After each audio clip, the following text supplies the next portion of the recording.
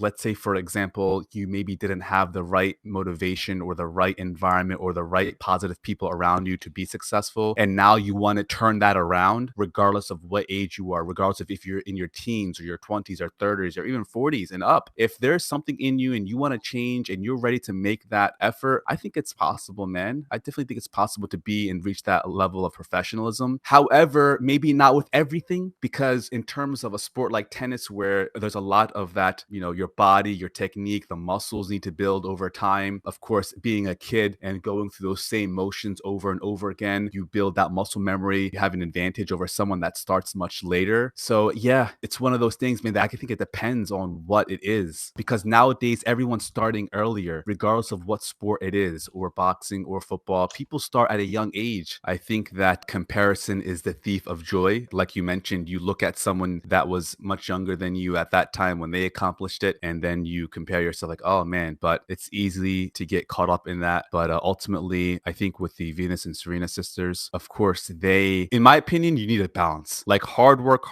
only, you can definitely ruin a child like that. A Of child is course, still a of course. child and they want to play. So you have to give them a good balance, but also teach them difficult life lessons at a very young age so they can mature faster, so that when they become 11, 12, 13, they're ready to be grown adults. Yeah, and we can say that the main thing in life is balance. Balance between hard work and Your social life. yeah, of course, of course. Like, comment, and subscribe. Click that bell notification. Follow me on HelloTalk. Follow me on Instagram. Subscribe. Am I finished?